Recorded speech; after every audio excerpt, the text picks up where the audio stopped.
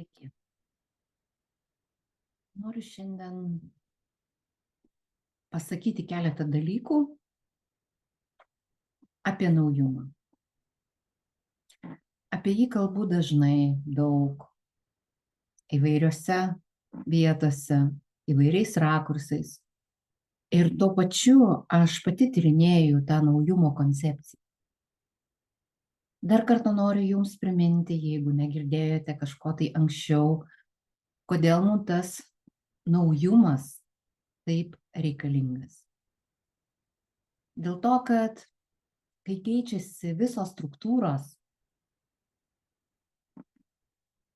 kada evoliucionuoja, kinta tiek mūsų fizinis kūnas, kada kinta mūsų sąmonė,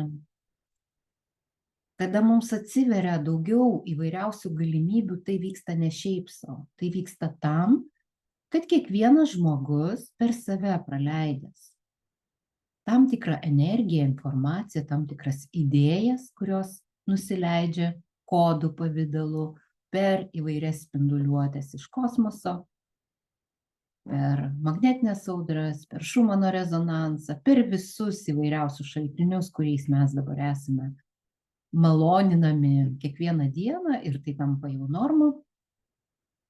Mūsų visų užduotis yra atpažinti savo gyvenime, savo erdvėje, kur aš esu kviečiamas į kokį žingsnį eiti naujai.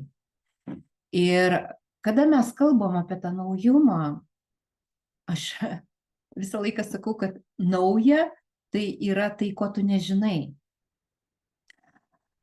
Deja, pastebiu, kad dauguma žmonių, vis dėlto dauguma, norėjau sakyti daugybė, bet pasakiau dauguma, naujumą supranta kaip naujus žingsnius. Bet tie nauji žingsniai, jie arba nauji reagavimai, arba kažkokie tie nauji dalykai, netgi nauji įpročiai, charakterio savybės, jos ateina iš asmenybės ir iš praeities.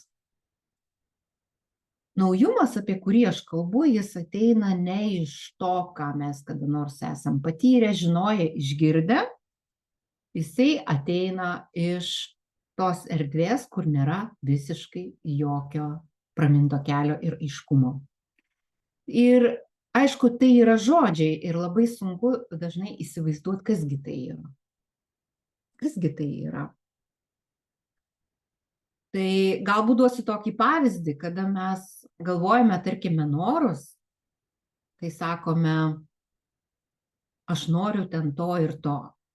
Ir kada mes žinome, kokių dalykų mes norim, tai visa tai ateina iš mūsų praeities įspaudų, iš to, ką žinau. Nesakau, kad to nereikia. Tam tikrais momentais reikalingas ir toks priėjimas. Tačiau yra kitas požiūris, kada, pavyzdžiui, negali žinoti karam baram, nes tu nežinai, kas tai yra. Tiesiog įsivaizduokite, kad tas naujumas tai yra karam baram. Pavadinimas toks. Ir jūs einate į karam baram, tai yra žodžių žaismas, tai yra frazė kažkokia, bet jūs nežinot, kas tai yra. Jūs niekada to nečiupinėjat, niekada nelietėt. Jeigu, tarkime, niekada nepiešėt, bet kiti žmonės piešia, o jūs einate tai į naują ir piešiate, tai yra ėjimas į naują iš žinomų kažkokių dalykų, iš to, ką mes žinome, ne kas yra aplink mus erdvėje. O ėjimas iš to, ką aš nežinau, tai ėjimas į karambaram. Kada mes nežinom, kas tas karambaram, bet tiesiog jaučiam vidinį impulsą kažkur eiti. Bet suprantat, kažkur eiti daugelį žmonių sukelia chaosą, sąmyšį, baimę, dėl to, kad kvietimas tai yra, o kur eiti tai neaišku.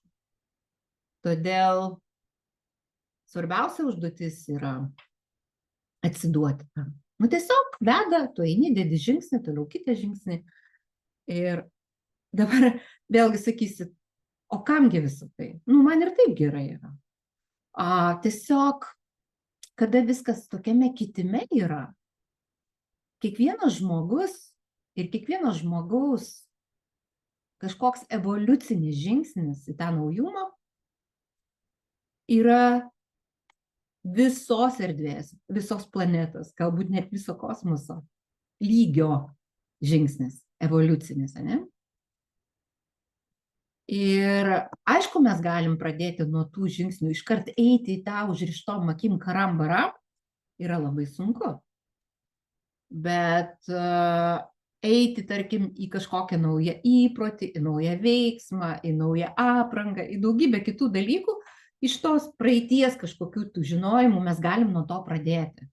Tačiau turim labai aiškiai suvokti, kad tas naujumo paieškos savo gyvenime, naujumo paieškos erdvėje, kai aš matau, kaip kinta ta erdvė, kaip kinta mano kūnas, nes jo nauji pojūčiai atsiranda kažkokie.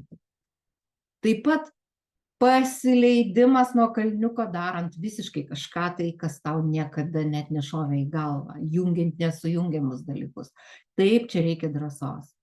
Tačiau mano kvietimas yra pabandyti tiesiog užsirišti akis ir eiti į karambarą.